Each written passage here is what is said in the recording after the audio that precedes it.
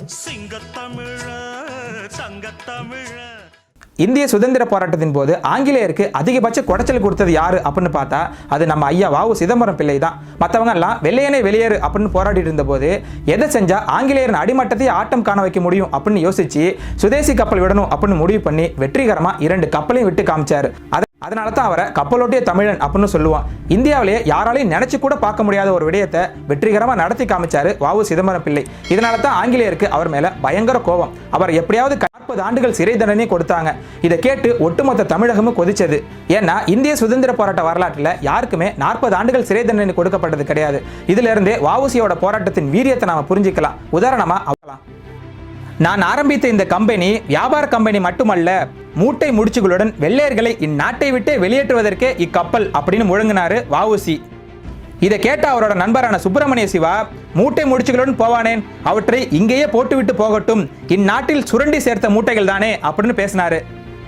இது மட்டும் இல்லாம மக்களோட சுதந்திர உணர்வை தூண்டும் விதமா ஆள பிறந்த மக்கள் அடிமைகளாக வாழ்வதா, பண்டம் விற்க வந்த வணிக கூட்டம் பாரத நாட்டை ஆள்வதென்றால் அதை நாம் பார்த்திருப்பதா, 30 கோடி மக்களை 6000 மைல்களுக்கு அப்பால் இருந்து வந்த 5 லட்சம் ஆங்கிலேயர்கள் ஆள்வதென்றால் இதைவிட அவமானம் வேறென்ன இருக்க முடியும் அப்படின்னு சீர்னாரு வஉசி. அது மட்டும் இல்லாம பேச்சுரிமை உண்டு, தாய்நாடு வாழ்க என்று முழக்கமிடுவது குற்றமா, எங்கள் நாட்டு வாணிகம் வளம் பெற கப்பல் ஓட்டுவது குற்றமா, நாங்கள் 30 கோடி மக்களும் ஒன்றுபட்டு உங்களை எதிர்ப்பது என்ற முடிவுக்கு வந்துவிட்டோம், இனியும் அடக்குமுறைகளால் ஆள்வது ஆகாத காரியம், சுட்டுக் கொள்வது அல்ல, சதையை துண்டு துண்டாக வெட்டி எடுத்து வேதனைப்படுத்தினாலும் எங்கள் முடிவு மாறாது, இதயத்தே வளரும் சுதந்திர பற்றும் மாயாது, இது உறுதி அப்படின்னு மட்டும் இல்லாம கப்பல் கம்பெனியை வெற்றிகரமா நடத்தியும் காமிச்சாரு. இதனால தான் அவருக்கு மட்டும் இவ்வளவு ஆண்டுகள் சிறை தண்டனை. அதன் பிறகு மேல்முறையீடு செஞ்சதால அவரோட சிறை தண்டனை 6 ஆண்டு கடுங்காவல் தண்டனையா குறைக்கப்பட்டது. ஆனாலும் சிறையில் அவரை செக்கிழுக்க வச்சிருக்காங்க, கல்லுடைக்க வச்சிருக்காங்க. அதனால தான் அவரை செக்கிழுத்த செம்மல் அப்படின்னு சொல்லுவோம். இப்படி சிறையில் அவர் தொடர்ந்து கடுமையா மக்கள் கூட்டமா திரண்டு வந்து வஉசி. ஆனா சிறைக்கு வெளியே அவருக்காக காத்திருந்ததோ ஒரு தொழுநோயாளி உட்பட 4-5 பேர் தான். அந்த தொழுநோயாளி கிட்ட போய் யாராப்பா நீ அப்படின்னு வஉசி கேட்க, அதுக்கு அந்த தொழுநோயாளியோ நான் தான்ப்பா உன்னோட நண்பர் சுப்பிரமணிய சிவா அப்படின்னு சொல்ல வஉசி உடஞ்சே போயிடுறாரு. அதன் பிறகு மனசை தேத்திக்கிட்ட வஉசி தன்னோட நண்பரான சுப்பிரமணிய சிவா கிட்ட நம்மளோட கப்பல்கள் என்ன ஆனது அப்படின்னு கேட்டதுக்கு சுப்பிரமணிய சிவாவோ கப்பல்களை பராமரிக்க முடியாம அதை ஆங்கிலேயர்கள்கிட்டே வித்துட்டோம் அப்படின்னு சொல்ல அது வஉசிக்கு அதிர்ச்சியையும் ஆத்திரத்தையும் வரவழைச்சது. அந்த கப்பல்களை சுக்குநூறா உடைச்சி கடல்ல போட்டிருந்தா கூட நான் மகிழ்ச்சி அடைஞ்சிருப்பேன் அப்படின்னு பொங்குனாரு வஉசி. இதுல இருந்தே அவரோட தேசப்பற்றை நாம உணரலாம். வஉசி சிறையிலிருந்து வெளியே வந்த காலகட்டத்தில் இந்திய சுதந்திர போராட்டத்தின் முகமே மாறி இருந்தது. ஆமாம், காந்தி இந்திய சுதந்திர போராட்டத்தின் தலைவராக மாறி இருந்தாரு. ஆனா காந்தியோட மிதவாத அரசியல், சத்தியாகிரகம், ஒத்துழையாமை இயக்கம் இதுலெல்லாம் வஉசிக்கு பெருசா உடன்பாடு கிடையாது. ஆனாலும் தன்னால விடுதலை போராட்டத்துக்கு எந்த இடைஞ்சலும் வந்துடக்கூடாது அப்படின்னு அரசியலிருந்து விலகி முழுக்க முழுக்க தமிழ் பணியில தன்னை ஈடுபடுத்திக்க ஆரம்பிச்சாரு. அவர் ஆற்றிய தமிழ் கப்பல் வாங்கி விடும் அளவுக்கு வசதியா வாழ்ந்தவர் சுதந்திர போராட்டத்தின் விளைவா சொத்துக்களை இழந்து வறுமையில வாழ்ந்தாரு. அவரோட வழக்கறிஞர் உரிமமும் ரத்து செய்யப்பட்டது. இதனால வெளியே வந்த பிறகு அவரால் வழக்கறிஞர் பணி செய்ய முடியல. எனவே சென்னைக்கு போன அவரு அங்க மண்ணெண்ணெய் கடை வச்சாரு. அதன் பிறகு மளிகை கடையும் வச்சாரு. ஆனா அவரோட தாராள குணத்தால நிறைய கடன்கள் கொடுத்தாரு. இதனால வியாபாரம் அவருக்கு சரியா வரல, கடும் நட்டம். அவர் வறுமையில வாடியப்போ தமிழ்நாட்டு தமிழர்கள் அவரை கைவிட்டாலும் தென்னாப்பிரிக்க தமிழர்கள் வஉசிக்கு உதவ முன்வந்தாங்க. தென்னாப்பிரிக்காவில் இருந்த வஉசி நண்பரான வேதியப்பன் பிள்ளை அப்படிங்கிறவர் அங்க இருந்த தமிழர்கள் கிட்ட நிதி திரட்டி வஉசிக்கு அனுப்பி வச்சாரு. வஉசி சிறையில் இருந்த போதும் கூட அவரோட குடும்பத்துக்கு மாதம் 50 ரூபாய் அனுப்பி உதவினாரு வேதியப்ப பிள்ளை. இப்படி அவர் உதவி செஞ்சதற்காக நன்றி மறவாத வஉசி அவரோட பெண் குழந்தைக்கு வேதவள்ளி அப்படின்னு பெயர் வச்சாரு. இந்த நிலையில பிள்ளை கூட நண்பரானாரு. காந்திக்கு தமிழ் சொல்லி கொடுத்ததே வேதியப்ப பிள்ளை தான். தமிழ்ல எழுதும் அளவுக்கு காந்திக்கு தமிழ் சொல்லி கொடுத்ததோட மட்டும் இல்லாம திருக்குறளையும் காந்திக்கு அறிமுகப்படுத்தினாரு வேதியப்ப பிள்ளை. 1915 காந்தி தென்னாப்பிரிக்காவில இருந்து இந்தியாவுக்கு போக முடிவு செஞ்சாரு. அப்போ தன்னோட நண்பரான வஉசி கிட்ட கொடுக்க சொல்லி தென்னாப்பிரிக்க தமிழர்கள் கிட்ட இருந்து திரட்டிய நிதியை காந்தி கிட்ட கொடுத்து அனுப்பியிருக்காரு வேதியப்ப பிள்ளை. உங்க பிசினஸ் க்ரோ ஆகணும்னா நிறைய சேல்ஸ் நடக்கணும்னா நமக்கு நிறைய லீட்ஸ் வேணும். நிறைய கொடுத்து அனுப்பியிருக்காரு வேதியப்ப பிள்ளை. இப்படி தென்னாப்பிரிக்க தமிழர்கள் 347 ரூபாய் 12 அணாவை காந்தி கிட்ட இருந்து வாங்குறதுக்கு வஉசி பட்ட கஷ்டம் இருக்கு சொல்லி மாளாது. வஉசி காந்திக்கும் காந்தி வஉசி இவ்வூரை விட்டு புறப்படும் முன் இருந்துச்சு. சென்னையில ஜார்ஜ் டவுன் பக்கத்துல தங்கி இருந்தாரு காந்தி. வஉசியோ மயிலாப்பூர்ல இருந்தாரு. மயிலாப்பூர்ல இருந்து முதல் டிராம் வண்டி 5:30 தான் கிளம்பும். எனக்கு இப்ப இருக்க வசதிக்கு இந்த டிராம் வண்டியில மட்டும்தான் பயணிக்க முடியும். அதனாலதான் 6:30 மணிக்கு வரதா சொல்லியிருந்தாரு வஉசி.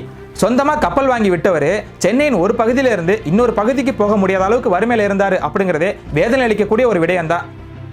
அதன் பிறகு காந்தியும் வஉசியும் சந்திச்சு பேசியிருக்காங்க. தனது மனைவியோ எந்தவித பணத்தையும் காந்தியிடமிருந்து பெறவில்லை அப்படின்னு பதில் அனுப்பினாரு.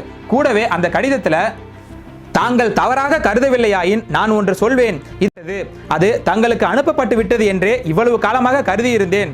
அந்த பணம் தங்களுக்கு தேவையில்லாவிடம் தரப்பட்ட பணம் தென்னாப்பிரிக்க சாத்வீக போராட்டத்துக்காக செலவிடப்பட்டு விட்டது என்றும், எனவே அந்த பணத்தை தங்கள் கையிலிருந்து தர விரும்புவதாகவும் அதுவும் முழுமையாக இராது என்றும் நினைத்தேன்.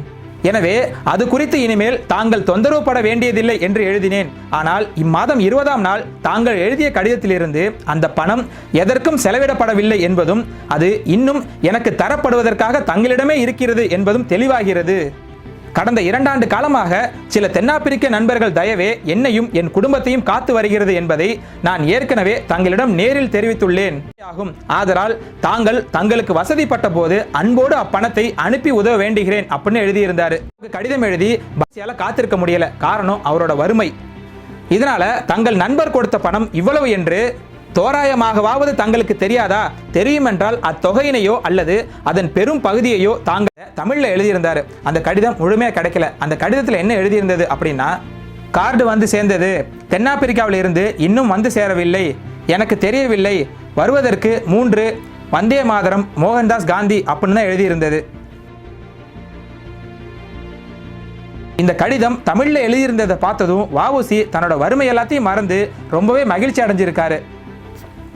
அந்த கடிதத்துக்கு பதிலா தாங்கள் தமிழில் எழுதிய அஞ்சல் அட்டை உரிய தேதியில் கிடைத்தது, எந்த பிழையும் இல்லாமல் தாங்கள் எழுதியுள்ளதை காண மிகவும் மகிழ்ச்சி அடைகிறேன். அவர்களிடமிருந்து ரூபாய் 347 12 ஆனா வந்தது.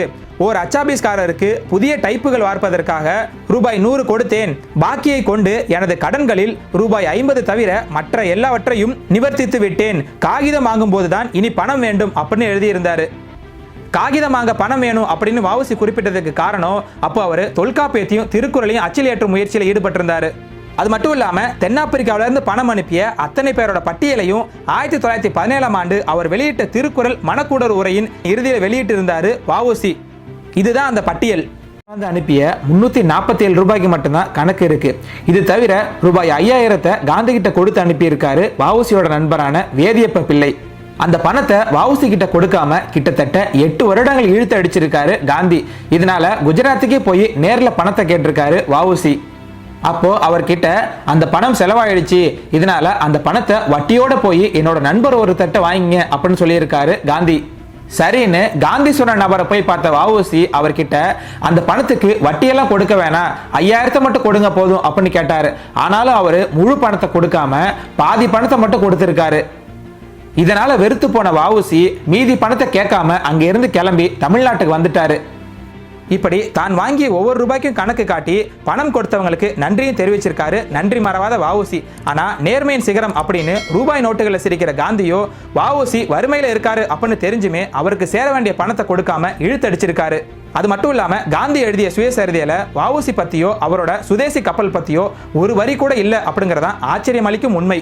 இந்திய சுதந்திர போராட்டத்தில் காந்திக்கு மூத்தவர் தான் வஉசி. ஆனா உண்மையா போராடிய நேதாஜியின் வரலாறு எப்படி திட்டமிட்டு மறைக்கப்பட்டதோ அதே போல வஉசியின் சுதந்திர போராட்ட வரலாறும் மறைக்கப்பட்டிருக்கு. எது எப்படியோ காந்தி கணக்குனா என்ன அப்படின்னு இப்போ உங்களுக்கு தெரிஞ்சிருக்கும்.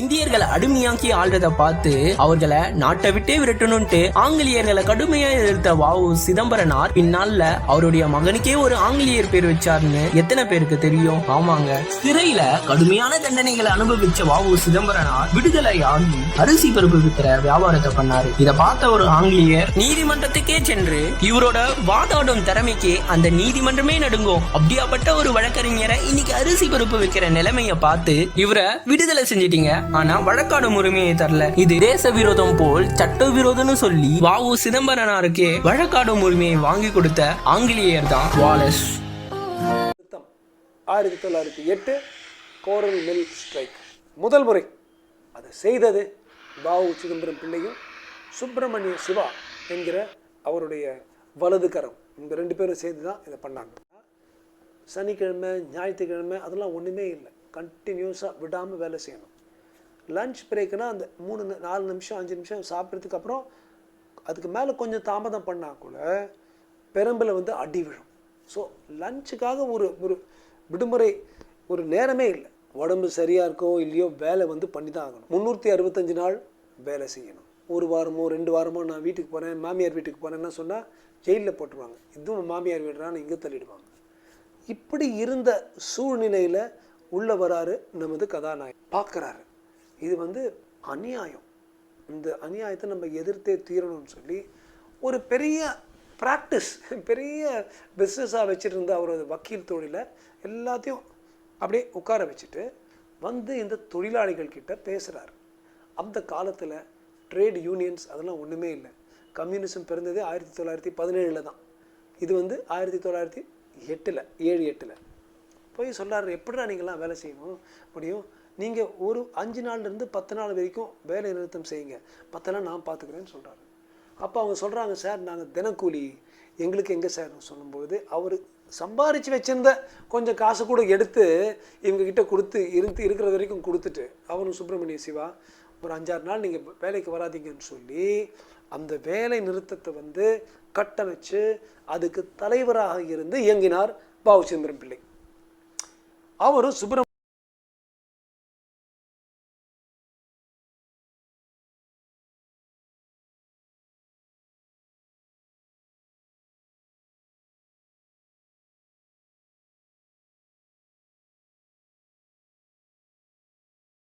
இவர் ஒரு தீவிர தேசியவாதி. 1905 காங்கிரஸ்ல சேர்றாரு. காரணம் பண்ணுவாங்க. ஸோ 1906 சுதேசி நாவாய் சங்கத்தை வஉசி நிறுவினார். பாயிண்ட்ஸ் வந்து இந்த வீடியோவில் பார்ப்போம். அவர் தூத்துக்குடி மாவட்டத்தில் உள்ள ஒட்டப்பிடாரம் அப்படிங்கிற இடத்துல 5 செப்டம்பர் 1872 அவர்களுடைய பர்த்டேவும் 5 செப்டம்பர் தான்.